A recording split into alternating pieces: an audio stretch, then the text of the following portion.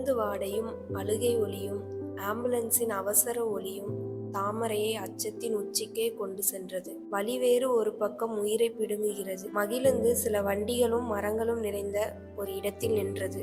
அவசர அவசரமாக இறங்கிய தாமரையின் அப்பா பிரசவ வார்டு எங்க இருக்குன்னு கேட்டு வரேன் என்று அகவை மறந்து ஓடினார். அப்பா, அங்க கல்லு இருக்கு பாரு, உட்கார வை என்று தன் பெரிய மகனுக்கு ஆணையிட்டு விட்டு திரும்பி பார்க்காமல் ஓடினார். சிறு முனகளோடு கைத்தாங்களாக கல்லில் அமர்ந்தாள்.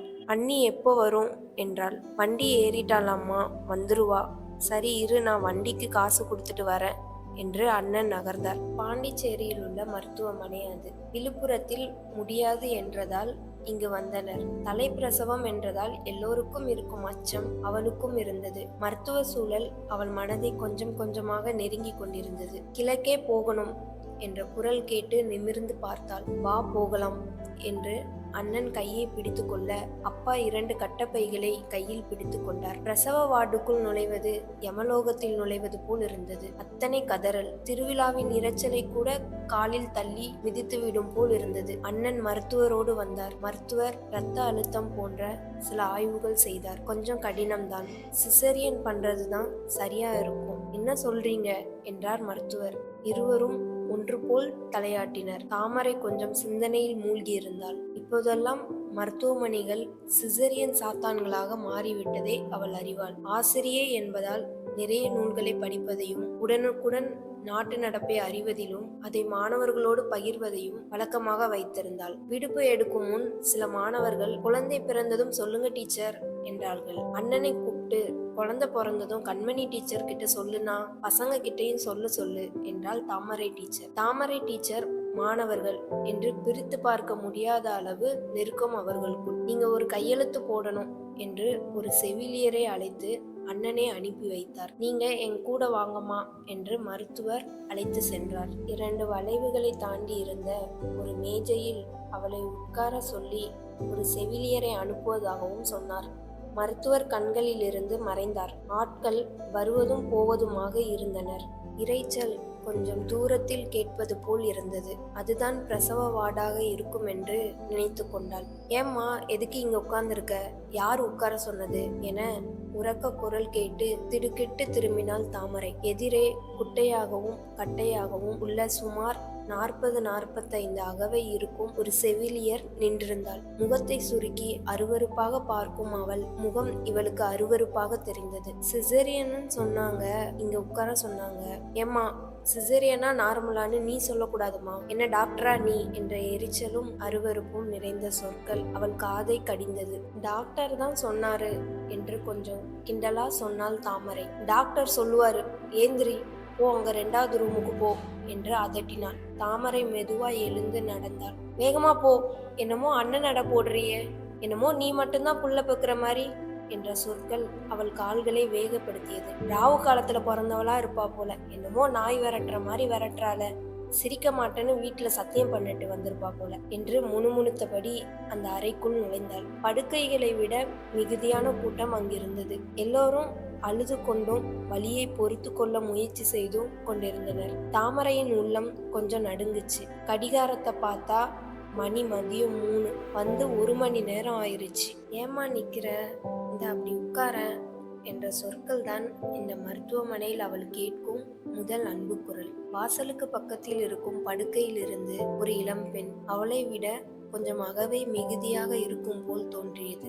அவள் கை காட்டிய திசையில் உட்கார்ந்தாள். தலப்பிரசவம் மாமா சிரித்தபடி. ஆமாக்கா, எப்படி கண்டுபிடிச்சிங்க? உன் முகத்தை பார்த்தாலே தெரியுதுமா, பயந்துட்டே நிக்கிறியே வாய்விட்டு சிரித்தபடி சொன்னாள். உங்களுக்கு எத்தனாவது குழந்தைக்கா? 3வதுமா. எல்லாமே சுகப்பிரசவம் தான். ஆமா, எந்த ஊருமா நீ? விழுப்புரம் பக்கத்துல அனந்தபுரம்க்கா. விழுப்புரத்திலேயே பார்க்க வேண்டியது தானம்மா, ஏன் இங்க வந்தீங்க? அங்கேயே நல்லா தானே பார்ப்பாங்க. அங்க முடியாதுன்னு தான்க்கா இங்க அனுப்புனாங்க. அப்போ சிசரின் தான் சொல்லி இருப்பாங்க. ஆமாக்கா, வெளியே ஒரு நர்ஸு தான் இங்க போக சொல்லுச்சு. ஏமா, இங்க இருக்கிறதுங்க எல்லாம் ராட்சசிங்கம்மா, நீ எதுக்கும் வேற யாருக்கிட்டையாவது கேட்டு பாருமா, பக்கத்துலதான் நர்ஸு ரூம் இருக்கு என்றாள். அவளுக்கு கொஞ்சம் வலி மிகுதியானது போல் தோன்றியது. அவ பக்கத்து அறைக்கு போனாள். அங்கே இன்னொரு பெண் அழைப்பில் பேசிக் கொண்டிருந்தாள். அவள் கொஞ்சம் காத்திருந்தாள். திடீரென பின்னால் இருந்து ஒரு நாரச குரல். ஏமா, என்ன வேணும் உனக்கு? ஏன் இங்க நிக்கிற என்றால் அதே நர்ஸு. இல்ல, டாக்டர் சிசேரியன்னு.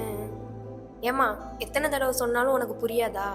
உள்ள போய் உட்காரு, டாக்டர் வந்தா சொல்லுவாரு போ என விரட்டினாள். அவளுக்கு வலி மிகுந்து கொண்டே போனது. சோர்வுடன் உள்ளே வந்தவள் கழிவறையை தேடி கொண்டு போனாள். திடீரென வெளியே வந்து நர்ஸ் நர்ஸ் என்று கத்தத் தொடங்கினாள். வெளியில் இருந்து வந்த ஒரு செவிலியர் தாமரையின் கன்னத்தில் ஓங்கி அடித்தாள். ஏண்டி இப்படி கத்துற? இன்னும் உனக்கு மட்டும்தான் குழந்தை பிறகுதா? இவ்வளோ கத்துற? உள்ள பத்துக்காம இருக்க வேண்டியதானே என்று சாமியாட்டம் ஆடிவிட்டாள். ஐயோ இல்லைங்க, உள்ள பாத்ரூம்லேயே ஒரு பொண்ணுக்கு குழந்தை பிறந்துருச்சுங்க, அதான் இப்படி கத்துன. உடனே அவள் உள்ளே ஓடினாள். தாமரை கன்னங்கள் சிவந்தன. மணி 4 இருந்தது. வெள்ளைக்கோட்டு போட்ட கூட்டம் உள்ளே நுழைந்தது. அதில் நடுநாயகமாக கண்ணாடி போட்டிருப்பவர் தான் சீஃப் டாக்டர் என்றால் படுக்கையில் இருந்த பெண். கூடவே நர்ஸுகளும். உங்க பேருமா? தாமரைங்க சார். ஏமா, உனக்கு சிசரின் தானே சொன்னாங்க, நீ ஏன் இங்கே இருக்க? டாக்டர் உங்ககிட்ட சொல்லலையா? அந்த நர்ஸை கை காட்டி சொன்னாருங்க. இந்த நர்ஸு தான் சொல்ல சொல்ல கேட்காம இங்க அனுப்பி விட்டாங்க. போய் கேட்டாலும் ஒழுங்கா பதில் சொல்ல மாட்டாங்க. ஒருத்தவங்க என்ன கன்னத்திலே வேற அடிச்சிட்டாங்க சார் அப்படின்னு சொல்லிட்டே அழுதுட்டா. சரிம்மா, அழாதீங்கம்மா, உங்களை அங்க அனுப்பி விடுறேன் சரிங்களா என்று அந்த குழு அறைக்கு வெளியே சென்றது. அந்த நர்ஸை டாக்டர் மோசமா திட்டினாரு. அவளுக்கு கொஞ்சம் மன ஆறுதலாக இருந்தது. சிறிது நேரம் கழித்து உள்ளே வந்தவள் தாமரையின் முடியை பிடித்து இழுத்து, ஏண்டி அவ்வளோ திமிரா உனக்கு? டாக்டர் கிட்ட மாட்டி விடுற? அவ்வளோ கொழுப்பு என்ன? அவர்கிட்ட சொன்னா நான் பயந்து கும்பிடு போடணுமா? நீ எப்படி சிசரியன் வார்டுக்கு போறன்னு நான் பாக்குறேன் என்று கன்னத்தில் 2 அறை கொடுத்து கிளம்பினாள். கொஞ்சமாச்சும் மனசாட்சி இருக்கா? அவளும் பொம்பளை தானே, விடுமா, இங்கெல்லாம் அப்படிதான் இருக்கும். இங்க இவளுங்க ராஜ்யம்தான். என்ன பண்றது, இங்க உட்கார்ந்துக்கோ என்று தன் விரல்களை நெட்டை எடுத்தால் படுத்திருந்த பெண். வீட்டில் கடைசி பெண் தாமரை. வீட்டில் எல்லோருக்கும் செல்லம். கணவன் கூட கோவமா ஒரு சொல் சொன்னதாக அவளுக்கு நினைவில் இல்லை. பள்ளியிலும் எல்லோருக்கும் பிடித்த ஆசிரியை. ஆனால் இங்கு ஒரு அடிமையை போல் இல்லை இல்லை, ஒரு உயிரற்ற பிணத்தை போல் நடத்துவது அவளுக்கு மிகவும் வருத்தமாக இருந்தது. மதியம் உள்ளே வந்தவள் நீரை தவிர வேறு எதுவும் சாப்பிடவில்லை. இந்நேரம் நன்றாக இருட்டி இருந்தது. அதே அறையில் கிடந்தாள். வலியின் கொடுமையால் அடிக்கடி கத்தியும் கூச்சலிட்டும் கிடந்தாள். இந்த வலிகள் எல்லாம் அந்த குழந்தையின் மேல் காட்டத் தொடங்கினாள். எங்கேயாவது வெளியே வருதா பாருங்கக்கா என்று அடிக்கடி அந்த பெண்ணிடம் கோபமாக சொல்வாள். அவளுக்கு வலி மிகுதியாகிக் கொண்டே போனது. அவள் கத்தத் தொடங்கிவிட்டாள். அந்த பெண் ஓடிப்போய் வேறொரு நர்ஸை கூட்டி வந்தாள். அவள் ஊசியை கொண்டு வந்தாள். அவ்வளவுதாம்மா, இன்னும் கொஞ்ச நேரம் பொறுத்துக்கோ, குழந்தை பிறந்துடும் என்றாள் அந்த பெண். அவள் திரும்ப முடியாமல் திரும்பி கடிகாரம் பார்த்தாள். மணி 7:55. கண்கள் இருட்டின, கண்கள் மலர்ந்தன. வேறொரு அறைக்கு மாற்றப்பட்டிருந்தாள். பக்கத்தில் குழந்தை அழுது கொண்டிருந்தது. எழுந்து முகத்தை பார்த்தால் எழ முடியாததால் அரைமுகம்தான் தெரிந்தது. சிரித்தபடி ஒரு நர்ஸு பக்கத்தில் வந்தாள். தாமரை, உனக்கு பெண் குழந்தை பிறந்திருக்குமா? இப்போ ஏந்திருக்க முடியாது, சிசரிங் பண்ணதுனால. குழந்தை அழகா இருக்கு புள்ள.